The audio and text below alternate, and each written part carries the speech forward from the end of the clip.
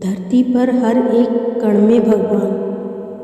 किसी गांव में एक ब्राह्मण का परिवार रहता था। ब्राह्मण जो थे वह भोजन करने से पहले भगवान को भोग लगाते थे, लेकिन कभी कभी यह देखकर उनकी पत्नी गुस्सा हो जाती थी। तो उनको ये लगता था कि भगवान को भोग लगाने से पहले अगर हम थोड़ा चख लेंगे तो क्या हो जाएगा। धरती पर हर एक कण में भगवान। एक दिन ब्राह्मण की पत्नी ने देसी घी के लड्डू बनाए। उसने सोचा कि पंडित जी भी नहीं है, कौन भगवान के भोग का इंतजार करेगा, चलो थोड़ा खा लेते हैं। वह जैसे ही खाने वाली थी कि पंडित जी आ गए। यह देखकर उन्होंने अपनी पत्नी को रोका और कहा, पहला भोग तो भगवान को ही जाएगा।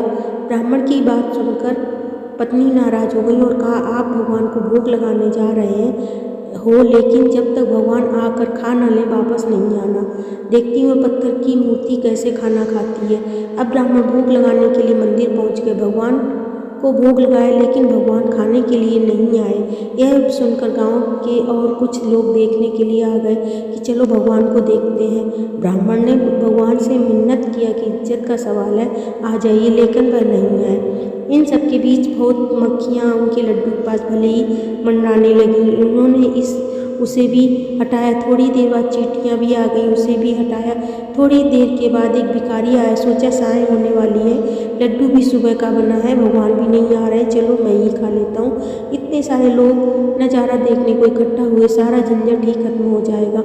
यह सोचकर जैसे ही लड्डू उठाया, ब्राह्मण को गुस्सा आ गया और इस भिखारी को एक जोर का थप्पड़ जड़ दिया और वहाँ से भगा दिया। अब शाम हो गई, लेकिन भगवान नहीं आए।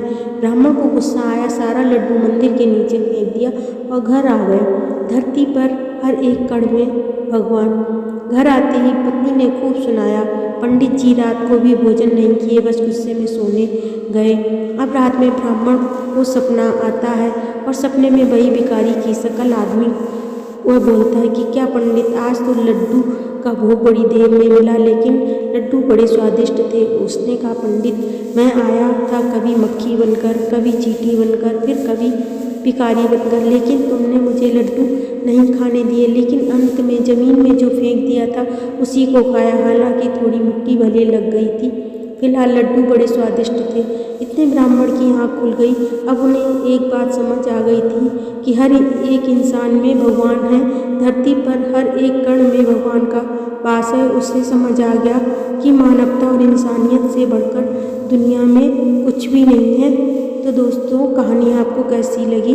पसंद आई हो तो लाइक और शेयर करें और सब्सक्राइब करना ना भूलें।